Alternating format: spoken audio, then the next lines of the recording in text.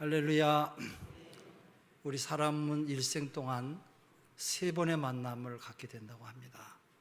그 첫 번째가 부모님과 형제들과의 만남인데, 이러한 만남은 내 의사와 상관이 없이 만나는 그런 만남으로 운명적인 만남이고 하늘이 맺어준 만남입니다. 운명적인 만남일지라도 오늘 세상에 수많은 부모와 자식들이 진정한 만남을 이루지 못한 채 살아가기 때문에 그 일로 인해서 외로워하고 고독해하고 불행하게 살아가는 사람들이 많이 있습니다. 또 하나의 만남은 부부간의 만남입니다. 이런 만남은 내가 선택하고 골라서 만난 만남이에요. 부모 자식 간의 만남도 일생 동안 함께하는 만남이지만 부부간의 만남도 아주 소중한 만남입니다. 그러나 부부간의 만남은 결혼식을 통해서 이루어지는 것이 아니라 진정한 마음과 마음이 만나서 마음으로 함께 기뻐하며 위로하면서 살아가는 것인데, 그러나 이 세상에는 이러한 진정한 만남을 이루고 살아가는 그런 부부가 생각대로 그렇게 많지가 않습니다. 남편은 남편대로, 아내는 아내대로 그냥 만났으니까 그냥 살아가는 그런 사람들이 많이 있습니다. 체면 때문에, 자식들 때문에 아무런 사랑도 없이 그냥 부부의 인연을 맺어서 살아가는 사람들이 우리 주변에도 얼마나 많이 있는지 모릅니다. 뿐만 아니라 이 세상에는 부부가 원수가 되어서 남들보다 더 큰 상처를 주고받으면서 살아가는 사람들이 얼마나 많이 있는지 몰라요. 그러나 우리의 생각을 바꾸고 마음을 바꾸어서 남편과 아내가 서로 사랑하면서 깊은 사랑 속에 살아간다고 한다면 더 놀라운 축복을 받게 될 것입니다. 그 다음에 만남이 바로 주님과의 만남, 예수님과의 만남이에요. 우리 인생의 만남 가운데서 예수님과의 만남보다 더 귀한 만남은 없을 것입니다. 저는 지금도 생각합니다만 내가 예수님과의 진정한 만남이 없었더라면 나는 지금 어떤 사람의 모습으로 살아갈 수가 있을까 생각할 때 매우 궁금해요. 아마도 여러분들도 마찬가지일 것이에요. 오늘 본문에 보면 예수님께서 사마리아 지역에 있는 수가라고 하는 땅에 가셨어요. 그곳에는 하나의 우물이 있었고 도착한 시간은 제6시가 되었다고 하는데, 우리 시간으로 말하면 정오 12시를 가리키는 그런 시간이에요. 그때 사마리아 여인 한 사람이 물을 길러 나왔어요. 성경은 이 여인을 창기라고 그렇게 말을 합니다. 이 여인에게 예수님께서 물을 좀 달라고 부탁을 했습니다. 그때 대뜸 말하기를, 당신은 유대인이면서 왜 사마리아 사람이 나에게 물을 달라고 합니까? 반문을 해요. 그 당시에 유대 사람들은 사마리아 사람들을 상놈 취급하면서 말을 하지 아니하고 지낼 그런 때였어요. 사마리아 사람들은 가나안 땅을 점령한 다음에 이방신에게 절을 하고 하나님 말씀을 지키지도 않고 따르지도 않았기 때문에 남쪽 유대 사람들은 그들을 천대할 뿐만 아니라 또 사마리아 땅을 밟지도 않고 가지도 않을 그런 때예요. 아예 왕래가 없을 그런 때입니다. 그러니까 그 사람들은 상종도 하지 못할 쌍놈들이라는 거예요. 이런 시대에 예수님께서 사마리아 여자에게 물을 달라고 하니까 이상하게 생각했어요. 당신은 유대인이면서 왜 사마리아 여자인 나에게 물을 달라고 합니까? 질문했어요. 그때 주님께서 말씀하시기를, 내가 누구인지 알았다라면 오히려 네가 나에게 생수를 달라고 했을 것이다. 그러면서 네가 주는 물은 다시 목마르려니와 내가 주는 물은 영원히 목마르지 아니할 것이라고 하셨어요.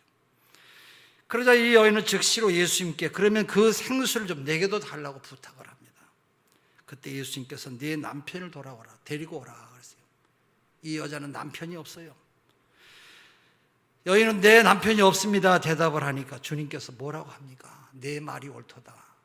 내가 먼저는 남편이 5 있었지만 지금 함께 있는 내 남편도 남편이 아니라. 이 여인의 삶을 모든 것을 다 알고 계셨어요. 그래요. 우리 주님은 우리의 모든 삶을 다 알고 계시고 모르는 것이 없으신 전지전능하신 하나님이세요. 여러분의 현재의 아픔을 계시고 여러분의 고통 가운데 계심을 다 알고 계세요. 이 사마리아 여인도 그 자신의 모습을 다 알고 계시는 전능하신 하나님 앞에 주여 내가 보니까 당신은 선지자로소이다 고백을 했어요. 예수님과 이 여인과의 만남이 여러분 얼마나 소중한 만남입니까? 아마도 이 여자는 예수님께서 네 남편을 데리고 오라고 하는 이 전곡을 찌르는 이 말씀이 얼마나 진땀이 나고 소름이 끼칠 정도로 이 여자가 놀랬겠어요. 네 남편을 데리고 오라고 하는 이 말씀 한마디가 이 여인의 가던 발걸음을 돌려놓았고 그의 인생을 송두리째 바꿔놓은 것이에요. 그렇다면 예수님과의 만남은 참으로 복된 만남이요 참으로 소중한 만남인 것이에요. 예수 믿는 사람들에게 질문하는 것 가운데 하나가 당신은 진정으로 예수를 만났습니까?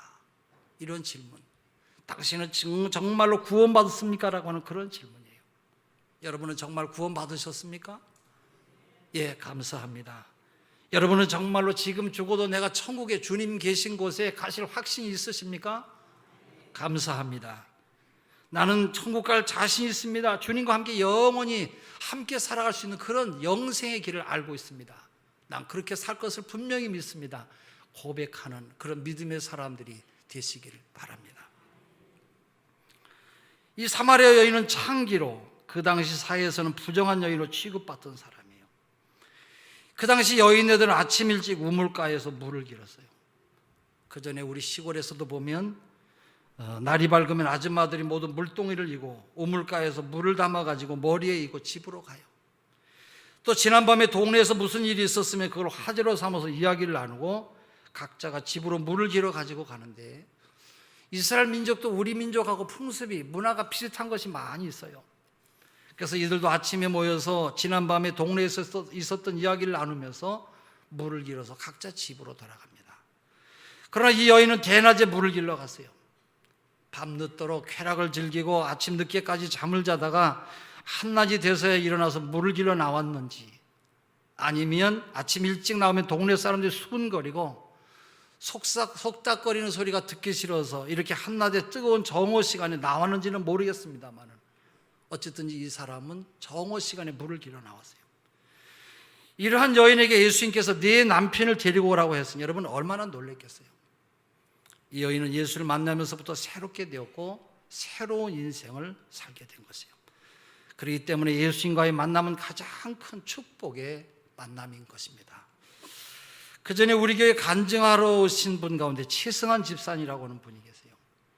이분은 어린이 동요를 만들고 책을 만드는 작가인데 예수를 믿으라고 하는 소리를 들을 때마다 이분은 멀리 도망을 쳤대요. 근데 작가 선배 한 사람이 예수 믿고 은혜 받은 이야기, 복 받은 이야기를 듣고서는 나도 그러면 예수를 믿어봐야 되겠다 그렇게 생각하고 혼자서 몰래 교회를 갔대요. 교회 가서 기도를 했어요. 하나님, 나도 예수 잘 믿고 선배 작가처럼 11조 생활 잘하고 예수를 잘 믿을 테니까 하나님께서 복을 주세요. 선배 작가처럼 매일 새벽기도 나가고 11조 생활 철저히 하면서 하나님 잘 섬길 테니까 저에게 복을 주세요. 그러면서 열심히 신앙생활을 했는데 그때부터 자기의 인생이 꽃을 피기 시작했다고 그래요. 그래야지요. 그래서 이 사람이 그 해 번 돈이 지금까지 인생 가운데 토탈 합쳐서 최고의 복을 받았다는 그런 간증을 했어요. 그때부터 이분의 인생이 바뀌면서 예수를 내가 잘 믿어야 되겠구나, 또 예수를 많은 사람들에게 전해야 되겠구나 하면서 글을 써도 예수와 연결시켜서 예수를 잘 믿는 사람에게 주시는 하나님의 은혜와 축복에 대해서 글을 쓰기 시작했어요. 여러분, 예수를 믿으면 누구나 다 그렇게 돼요. 한 번으로 끝나는 것이 아니라 그 후부터는 전도하게 되었고 그 다음부터는 예수님과 깊은 교제를 나누면서 믿게 되었다라는 거예요. 할렐루야. 여러분, 친구도 좋은 친구는 깊은 교제를 나누는 것이고 이웃도 좋은 이웃과는 깊은 교제를 나누는 것이에요. 친구도 좋은 친구를 만난다고 하는 것은 얼마나 우리의 삶에 행복이 있는지 모르는 것이에요. 그러나 우리는 일생을 살아가면서 까딱하면 좋은 친구 하나 만나지 못하고 살아갈 수가 있어요. 그렇게 되면 그것이 참 불행일 수가 있어요. 돌아가셨습니다만 함석헌 선생의 시 가운데 그대는 그 사람을 가졌느라고 하는 그런 시가 있어요. 제가 한번 읽어볼게, 들어보세요. 말리길 떠나는 길, 처자를 내맡기며 갈 만한 사람, 그 사람을 그대는 가졌는가. 탔던 배 꺼지는 순간 구명대를 서로 사용하면서 제발 너만은 살아다오 할 만한 그 사람을 그대는 가졌는가라고 하는 그런 글이에요. 구명대를 서로 사용하면서 제발 너만은 살아다오 할 만한 그런 사람을 그대는 가졌는가, 그런 이야기예요. 여러분, 이런 친구가 있으시고 이런 이웃이 있으십니까? 그러한 친구가 있을 때 우리는 행복할 수가 있고 그러한 이웃들이 우리에게 많이 있을 때 우리는 진정한 부자로서의 삶을 살 수가 있게 되는 것이에요. 친구와의 만남도 진정한 만남은 이렇게 소중하고 귀한 만남인데, 오늘 우리가 예수를 믿는다고 하면서 많은 사람들이 예수님과 진정한 만남을 이루지 못하고 교회는 다닙니다마는 성전 뜰만 밟고 다니는 사람들이 얼마나 많이 있는지 몰라요. 예수님과의 진정한 만남을 만나지도 못한 채 평생을 예수 밖에서, 하나님 밖에서 사는 사람들이 여러분 얼마나 많이 있어요. 제가 아까 일부 예배 드리기 전에 예배에 올라왔는데 우리 집사님 한 분이 계속해서 몇 달 동안 보이질 않아요. 그 전화를 했는데 이 집사님이 교회를 안 나오겠다. 왜 안 나오냐 그러면 10년 동안 예수 믿어도 별로 생활이 나아지는 것도 없고 별로 자기 생활이 자꾸 펴지는 게 없어서 예수 그만 믿어야 되겠다. 그리고 안 믿는다라는 거예요. 여러분, 예수를 어떻게 믿으면 여러분 그렇게 믿습니까? 시편 139편에 하나님은 우리의 마음과 생각을 하시고 우리 앉고 일어서는 것까지 아시고 모든 것을 다 알고 계신 하나님께서 우리가 하나님을 마음을 다하고 뜻을 다하고 정말로 하나님을 잘 섬기면 하나님께서 왜 우리의 삶에 은혜를 주시지 않냐고 복을 왜 안 주시겠어요? 이런 사람은 평생 예수를 믿어도 하나님이 정말 어떤 사람인지 모르기 때문에 그러는 것이에요. 그렇기 때문에 예수님을 진정으로 좋아하거나 사랑을 할 수가 없어요. 그냥 가까이 하면 덕을 보고 멀리 하면 왠지 벌 받을 것 같아서 나오는 사람도 있고요. 그렇지 않으면 습관이 되어서 주일날 교회 나오지 않으면 찝찝해서 마치 이빨을 닦지 않냐고 세수하지 않은 것처럼 꺼림칙해서 교회 생활하는 사람들이 많이 있어요. 이런 사람들은 평생 믿어도 예수님이 누구신지를 정말 모르는 사람이에요. 그러므로 하나님의 능력과 사랑도 체험해보지 못하고 매주일 그저 발걸음만 왔다 갔다 하는 그런 신앙인 것이에요. 이 여인은 우물가에서 예수님을 만난 다음에 옛생활을 버리고 예수님과 함께 일생을 복음을 위해서 충성하고 헌신하는 열렬한 전도자로 나서게 되었다고 그렇게 학자들은 말하고 있어요. 그 다음부터 그는 인생을 바치고 열정을 바치고 젊음을 바쳐서 일생 동안 주님과 깊은 관계를 맺으면서 살아가는 믿음의 사람으로 살게 되었다라는 거예요. 할렐루야. 여러분, 언제 이러한 관계가 이루어지십니까? 깊은 사귐인 인격적인 만남을 통해서 이루어지는 것이에요. 성경에는 이런 사람들이 여러분 얼마나 많이 있습니까? 막달라 마리아 여인은 7 귀신이 들려서 고통 가운데 지나다가 예수님을 만난 다음에 고침받고 새로운 삶을 살게 돼요. 예수님이 십자가에 달릴 때도 모두가 다 도망치는 이런 무서운 환경 가운데서도 끝까지 주님이 지신 십자가를 쫓아가면서 따르다가 마침내는 부활하셨을 때 그 첫 증인이 되기도 하였어요. 여러분, 구레네 시몬도 그러질 않았습니까? 이 구레네라고 하는 시골 촌동네에서 마침 예루살렘에 왔다가 예수님께서 십자가를 지시고 가시는 것을 보고 대신 십자가를 졌는데 그때부터 그는 전도자가 되었고 마지막까지 주님과 함께 했으며 예수님을 따르는 그런 제자로 살게 되었다고 그래요. 여러분, 10명의 문둥병자 가운데 예수님께 찾아와서 감사했던 2 문둥병자도 그랬고 예수님의 시체를 장례 지낸 아리마다 요셉이라고 하는 사람도 장례를 치른 다음에 그것이 계기가 되어서 나중에는 전도자가 되었다고 그렇게 말해요. 숨어서 예수를 만나러 왔던 사람도 이렇게 예수를 한번 깊이 만나고 나면 변화가 되는 것이고 지금도 진심으로 예수를 만난 사람들은 깊은 이런 교제에 주님과 함께 교제하는 일에 여러분 열심을 다하는 것이에요. 초대교인들은 예수와 깊은 교제가 깊어지면서 그들은 고난을 두려워하지 않았어요. 자기들에게 닥치는 어려움으로 조금도 어려움으로 보질 않았어요. 핍박이 심해지면 땅을 파고 땅속 깊이 구를 파고 들어가서 그곳에서 먹고 자면서 그곳에서 아이 낳고 예배드리면서 예수 잘 믿고 사는 것이 가장 큰 행복이었기 때문에 그들은 고난을 두려워하지 아니했고 환난과 핍박을 무서워하지 아니했어요. 그들은 예수님과 기도하면서 항상 깊은 영적 기도와 교제를 갖고 사는 것만이 행복이었고 기쁨이었기 때문에 기독교 박해에 300년을 지낼 수가 있었고 그 일로 인해서 로마는 마침내 기독교 국가로 탄생하는 놀라운 일들을 이루게 된 것이에요. 할렐루야. 우리도 주님과 깊은 교제를 가지고 살려면 우리의 신앙적인 환경을 좋게 만들어야 돼요. 여러분, 신앙은 저절로 이루어지는 것이 아니에요. 어떤 청년이 아주 신앙생활을 잘 했어요. 직장을 찾는데 주의를 지키는 직장만 찾았어요. 근데 그러한 직장 찾기가 어려운데 한참 만에 찾기는 찾았는데, 한 곳은 월급은 많은데 주의를 지킬 수가 없고, 또 한 곳은 주의를 지킬 수가 있는데 월급이 아주 적었어요. 한참 고민하다가 이 청년은 월급은 적지만은 주의를 지킬 수 있는 그런 직장을 선택한 것이에요. 신앙생활을 잘하고 주님과 깊은 영적 교제를 잘 하려면 무엇보다도 우리는 이런 신앙적인 환경이 참으로 중요해요. 우리가 영적으로 건강하고 부유해지려면 신앙의 풍토와 주변 여건이나 환경이 얼마나 우리에게 중요한지 몰라요. 그렇게 깊은 주님과의 교제를 중요하게 생각하고 믿음 생활을 중요하게 생각하면 하나님은 그의 믿음대로 그의 모든 삶을 책임져 주시는 줄로 믿습니다. 중국에 가서 학교를 세워서 전도를 하고 있는 최하진 선교사라고 하는 분이 계세요. 이분은 미국 스탠포드 대학의 교수로 있으면서 항상 자기 생각에는 복음을 전하는 것이 나의 할 일이라고 하는 그런 생각으로 자기 마음이 늘 가득 차 있었다고 그래요.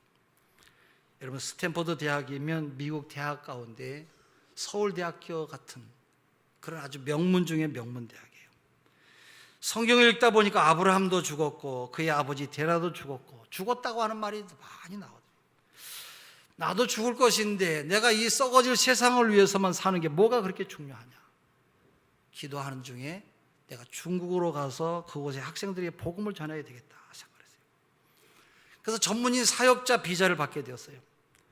고향의 부모님은 이 소식을 듣고 너 스탠포드 대학에 있으면 얼마나 좋은 직장이고 얼마나 영광이고 네가 편안한 삶을 계속해서 살 것인데 왜 그런 오지에 가서 고생을 하려고 하냐고 적극적으로 말리더래요. 부인에게도 말하니까 한참을 고민하다가 마침내 남편의 뜻을 따르기로 결심하고 함께 가게 되었어요. 중국이 공산국가이기 때문에 예수를 드러내고 전도할 수 없는 그런 국가예요. 학교에서 전도하다 발각되면 바로 추방당하는 그런 국가예요. 학생들을 한 학기 가르치고 방학을 이용해서 12명의 제자들을 데려다가 집에서 한 달 동안 매일같이 맛있는 음식을 해줘서 함께 먹으면서 재밌게 놀고 함께 게임도 하고 함께 잠을 자면서 학생들하고 같이 노니까 학생들이 보니까 이상한 거예요. 뭐 어떤 뜻도 있는 게 아니라 매일같이 놀고 맛있는 거 해주고, 그래서 선생님께 물었대요. 선생님 뭐 하는 사람이에요? 매일같이 놀고 맛있는 거 해주고 또 얼굴은 항상 근심도 없고 편안해 보이고 우리가 볼 때는 혹시 우리나라 간첩으로 온 게 아닙니까? 간첩 아닙니까? 그렇게 묻더래요. 아니라고. 나는 나를 가르쳐 주신 귀한 분이 계신데 내가 그분에게 신세를 진 것이 너무 많아서 신세를 갚기 위해서 그러는 것이라고. 아니, 그분이 누구시냐고. 그때 예수님을 소개했다고 그래요. 그랬더니 모두가 다 예수를 믿게 했다고 해서 이 12명의 학생들이 모두가 다 변화가 되어서 예수를 믿는 학생들이 되었어요. 여러분, 전도는 여러분 예수 믿으라고 이렇게 하지 않아도 맛있는 거 사주고 함께 놀아주고 그들의 문제를 해결해 주려고 애를 쓰기만 해도 전도는 여러분 저절로 되는 거예요. 그 다음 방학에는 또 다른 12명을 불러서 똑같이 먹고 즐기고 이 학생들과 함께 지냈는데 이 학생들이 다 변화가 되어서 예수를 잘 믿는 학생들이 되었다고 그래요. 이 선교사님에게 꿈이 생겼어요. 여기 학교를 세워서 학생들을 전도하고 가르치면 얼마나 좋을까 생각을 하고 부지를 찾다가 보니까 저 들에 옥수수 밭이 잔뜩 있는데 그곳에 가서 그걸 생각하고 거기를 놓고 기도를 시작했대요. 마침 약 7,000평 정도 되는 땅이 6천만 원이라고 해서 기도 중에 미국과 한국에 아는 사람들에게 도움을 청했더니 마침 돈을 갖고 있다가 주려고 준비했던 것처럼 여기 1,000만 원이 있다, 2,000만 원이 있다 그래서 6천만 원이 금방 모아졌어요. 그래서 땅을 샀어요. 여러분, 우리가 하나님 기뻐하는 일만 하기만 하면 하나님은 이런저런 방법으로 우리의 모든 필요한 것을 공급해 주시는 하나님이세요. 할렐루야. 너희는 먼저 그의 나라와 그의 의를 구하라. 그리하면 이 모든 것을 너에게 더하시라고 마태복음 6장 33절에 말씀했어요. 땅을 사고 난 다음엔 또 건물을 짓는 것도 그런 방법으로 하나님께서 채워주셔서 처음에는 모집을 했는데 학생들이 60명 모였대요. 근데 학생들을 선생님이 이렇게 잘 그리스도의 사랑으로 예수 믿으라고 하는 소리 하지 않고도 이렇게 겸손하게 아이들을 잘 가르치니까 그 다음에는 500명이 모였어요. 계속해서 모이더니 지금은 2,000명이 넘는 아주 큰 학교가 되어서 전원 기숙사 생활하면서 학생들을 아주 훌륭한 그리스도인으로 만들고 있다라는 거예요. 근데 어느 날 자기 학교 근처에 부르도자가 와서 땅을 막 밀면서 땅을 고르는 작업을 하더래요. 그래서 뭐 하는 거냐고 물었더니 중국 정부가 여기를 교육도시로 만들려고 한다고 하면서 5개 대학을 이곳에 세우려고 지금 준비하고 있다고 그러더래요. 중국 정부에서 자동적으로 자기들의 돈으로 지금 큰 교육도시를 만들고 있어요. 우리 지금 최미한 목사님하고 집사님, 권사님 3분이 빌립 전도학교를 다니는데 이 최하진 선교사가 중국에 와서 엊그제 그런 간증을 했어요. 거기에 모여 있었던 100 몇십 명의 그 전도사도 있고 목사님도 있고 거기 훈련 받으러 온 사람들이 이 선교사님이 강의가 끝나니까 후닥닥 다 쫓아나가더래요. 근데 최 목사님이 그럴 줄 알고 미리 거기에 스텝에게 저 선교사님을 우리 교회 꼭 한번 모시게 해달라고 메모 쪽지를 줬는데 그 사람들이 쫓아갔지만 다 헛방이지요. 이미 다 약속이 됐으니까. 그래서 이 선교사님이 9월 14일 날 우리 교회에 오셔서 신앙 간증 또 우리에게 이런 도전을 주는 좋은 강의를 해 주실 것이에요. 또 그분이 쓴 책이 있어요. 내 인생을 주님께 걸어라. 그런 책이에요. 여러분, 우리 인생을 주님께 걸면 주님은 이와 같이 우리의 필요한 것, 그의 나라와 그의 의를 구하는 사람에게 이 모든 것을 더해 주시는 줄로 믿습니다. 또 인천의 기동연합뉴스의 윤 목사님이라고 하는 분은 나이가 20살 때 몸무게가 27kg였다고 그래요. 각종 질병을 5개나 가지고 있어서 결핵성 장염, 늑막염, 폐결핵, 치루, 욕창. 젊은 사람이 여러분 이렇게 5가지 병을 앓고 있으니까 사람이 어떻게 살겠어요?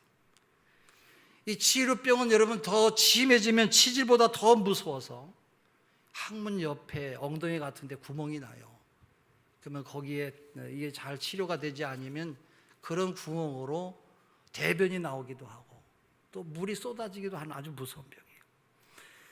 근데 거기에 이 세균이 타고 들어가서 배에 물이 차면서 하루에 3kg의 물을 빼면서 살았다고 그래요.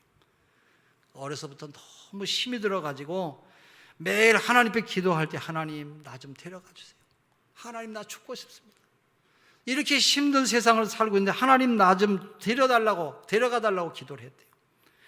또 집안이 너무 가난하니까 병원에 데리고 갈 돈이 하나도 없어서 하루하루를 죽기만 기다리고 있었는데 어느 날부터 자기의 기도가 바뀌더래요. 하나님 나를 살려주세요. 나를 살려주시면 내가 무엇이든지 하나님 기뻐하는 일을 하겠습니다 하며 기도를 했는데 그날 즉시 그 기도를 하고 나서 배에 있는 복소가 다 빠진 다음에 한 번도 그 다음에 설사가 나오질 않았다는 거예요. 차츰 몸이 회복되면서 내가 하나님이 기뻐하는 일이 무엇일까 생각하다가 목사가 되어서 복음을 전하는 일에 사용되는 건 일보다 더 귀한 일이 없겠다 싶어서 감리교 신학을 공부하고 지금 인천 기독교인들이 보는 인천 기독 뉴스를 발간해서 매주일 인천 3천여 교회가 되는 교회에 우리 교회도 매일 신문이 오고 있어요. 매주 이렇게 신문을 전달하는 이런 일을 하고 있어요. 여러분, 하나님과 우리가 깊은 교제 가운데서 살면 하나님은 우리의 사정과 형편을 아시고 우리의 질병도 치료해 주시고 우리의 삶을 책임져 주시는 것이에요. 할렐루야. 근데 오늘날 사람들이 여러분 하나님과 이런 교제가 없어요. 이웃과는 깊은 교제 가운데 살면서도 하나님과는 깊은 교제 가운데 살려고 하질 않아요. 세상이 이러다 보니까 신앙생활도 깊은 맛이 없어져 버리고 신앙생활도 편리와 이해관계에 따라서 움직이고 좌우되고 있어요. 이 시대가 그렇게 움직이고 있어요. 여러분, 이 시대가 이렇게 흐른다고 할지라도 우리 신앙인들은 그렇게 살면 안 되는데 그러한 세상의 흐름을 따라서 살아가고 있는 것이에요. 우리가 깊은 신앙의 맛을 주는 신앙을 가지려면 때로는 손해도 봐야 되고 때로는 우리에게 닥치는 어려움도 극복하면서 이길 줄 아는 우직한 그런 신앙인이 되어야 되는 것이에요. 살아가는 모습이나 신앙생활도 우직한 사람들이 깊은 신앙을 가지고 살아가니까 하나님께서는 그러한 사람들에게 복을 나뉘어 주시는 것이에요. 이러한 우직한 사람들이 보면 조용히 살면서도 자기 할 일은 다 해요. 또 그런 분들이 가정이나 교회 직장에 있으면 그들이 머무는 곳이 모두가 다 든든한 그런 발판을 마련하면서 많은 사람들에게 유익을 나눠주는 그런 믿음의 삶을 살게 되는 것이에요. 할렐루야. 옛날에 어떤 외국인이 한국의 농촌을 지나가다 보니까 어떤 노인과 어린 손자가 함께 밭을 갈고 있더래요. 외국인 보니까 한편 우습기도 하고 신기하기도 해서 저 사람이 얼마나 가난하면 저렇게 손수 쟁기를 끌고 갈까 생각되어서 지나가는 사람에게 물어봤대요. 저 집은 얼마나 가난하면 소 한 마리가 없어서 저렇게 고생을 합니까? 동네 사람이 대답하기를 아닙니다. 저 노인은 교회를 건축할 때 도움이 될 만한 것을 바치고 싶었는데 돈이 없었대요. 그래서 그들은 한 마리밖에 없는 소를 팔아서 교회에 바쳤기 때문에 그런 거라는 거예요. 그래도 저 노인은 밭을 갈면서도 얼마나 매일 저렇게 행복하게 살고 있는지 모른다고 그러더라는 것이에요. 여러분, 이게 깊은 신앙이에요. 이것이 주님과 깊이 교제하는 사람이라고 생각이 됩니다. 예수님과 진심으로 깊이 있는 교제를 하는 사람이라면 아까울 것이 없어요. 다 바치고도 즐거운 상태, 이런 사람이 진정한 사랑이고 행복이고 깊은 사랑의 교제인 것이에요. 우리가 정말로 예수님을 만나고 그분과 교제하는 삶을 살게 되면 우리는 그냥 살지 않냐고 예수를 증거하는 삶이 되는 거예요. 이 여인을 보세요. 우물가에서 예수를 만났는데 만나고 보니까 그는 선지자였고 이분은 참 하나님의 아들이었어요. 예수님은 자기 인생을 꿰뚫어 보고 있었고 자기의 삶 전체를 다 알고 계신 그리스도였고 메시아였어요. 그러한 예수님을 만나고 보니까 어떻게 여러분 가만히 있을 수가 있겠어요? 그래서 오늘 우리가 읽지는 않았습니다만 28절에 보면 물동이를 버려두고 동네로 들어가서 내가 그리스도를 만났다고 외쳤다고 그렇게 말하고, 우리 28절 9절을 같이 한번 읽어볼게요. 요한복음 4장 28절 9절이에요. 주무시는 분은 그냥 주무셔도 됩니다. 같이 읽습니다. 시작.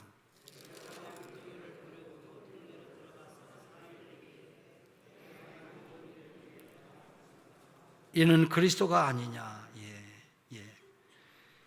그 동네 많은 사람들이, 여러분, 이 사마리아 사람들이 예수를 믿었다고 말하고 있어요.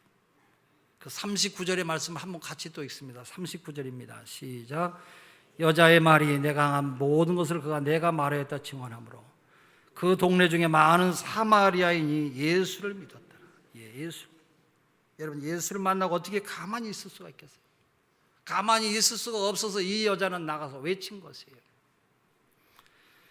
안산제일교회 고훈 목사님은 지금은 교회가 성장해서 수천 명이 모이는 큰 교회가 되었는데, 우리 교회가 입당할 때 그 교회도 함께 입당을 그 시기에 했어요. 이 목사님은 청년 때 폐병에 걸렸다가 기적적으로 치료가 되어서 신학을 공부하고 목사가 되셨어요. 본래 가정이 기독교 신앙이었던 분인데 그만 폐병에 걸려서 여기저기 다 다녀도 치료가 되지 않냐니까 지금 70이 가까우니까, 옛날 6.25 사변 이후에 우리나라의 결핵으로 인해서 사람들이 많이 돌아가셨지요. 아마 그 즈음 이후가 아니겠나 생각이 돼요. 여기저기 다 다녀도 치료가 되지 아니하니까 나중에는 마산에 있는 결핵 요양원까지 갔대요. 기침을 하면 각혈이 되는데 하루에 세수대야로 하나를, 어떤 날은 두 세수대를 쏟을 정도로 많은 양의 피를 각혈을 하면서 그곳으로 가게 됐다고 그래요. 요양원에 가니까 중환자실의 맨 문 앞에 있는 곳으로 자리를 배치하더래요. 나중에 알게 되었는데 그곳은 바로 중환자 가운데서도 가장 위급한 환자를 눕히는 그런 장소래요. 왜 그러냐면 죽으면 바로 밑에 영안실로 보내는 곳이기 때문에 문 옆에다가 침대를 세우는 것이에요. 거기서 그는 자기와 똑같은 처지에 있는 젊은 청년에게 예수를 믿으라고 전도했대요. 그때 상대방이 그 즉시 나 예수를 믿겠다고 하더래요. 예수 어떻게 믿냐고 그러더래요. 그래서 예수 믿는 방법을 다 설명해줬어요. 그런데 이 사람이 예수를 믿겠다고 하니까 너무 기뻐서 그날 밤을 한숨도 자지 못하고 비몽사몽간에 뜬 눈으로 지나다시피 했는데 어디서 음성이 들리더래요. 아무개야, 너 정말로 기쁘냐? 너무 기뻐서 네, 너무 기쁩니다. 그렇게 감격해서 대답하니까 하나님께서 이렇게 말씀하시더래요. 아들아, 네 병이 다 나았느니라. 할렐루야. 병이 깨끗이 치료가 되었어요. 그 후에 이분은 하나님의 은혜가 너무 감사해서 내가 신학을 공부해서 목사가 되어서 많은 사람들에게 이 복음을 전해야 되겠다. 이 사마리아 여인은 너무 기뻐서 동네에 들어가서 많은 사람들에게 예수를 전한 것이에요. 예수를 처음 만났던 안드레도 가만히 있을 수가 없어서 즉시 베드로에게 가서 와보라고 예수님께로 끌고 갔고요. 또 빌립도 예수를 처음 만난 다음에 가만히 있을 수가 없어서 나다나엘을 찾아가서 바로 예수를 소개했어요. 여러분, 이렇게 예수를 처음 만난 우물가의 여인은 가만히 있을 수가 없어서 물동이를 버려두고 사람들에게 동네로 더 달려들어갔어요. 예레미야 선지자는 하나님의 말씀을 전하지 않으면 내 가슴에 불이 붙는 것 같아서 골수에 사무친다고 그랬어요. 그래서 나가서 복음을 전한 것이에요. 사도 바울은 내가 이 복음을 전하지 않으면 저주를 받을 것이라고 했어요. 그리고는 모진 고난과 박해를 받으면서도 세 차례나 전도 여행을 하면서 기쁨으로 예수를 증거하는 전도자의 삶을 마지막까지 살다가 순교했어요. 이 시대는 참으로 악한 시대요, 죄악이 많은 시대이기 때문에 우리 한 사람 한 사람이 죄악 가운데 시달리는 어린아이 한 명이라도 하나님께로 인도해서 그들이 예수님을 만나게, 여러분 만나는 그런 사람으로 만든다고 한다면 우리들은 하나님 앞에 최고의 복 있는 삶을 살아가는 우리 모두가 될 줄로 믿습니다. 금년에는 꼭 가을에 우리 가족이나 형제들이나 이웃을 전도해서 하나님 기뻐하는 일을 위해서 내가 삶을 살겠다고 하는 그런 결심이 여러분 가운데 있기를 바랍니다. 기도하겠습니다.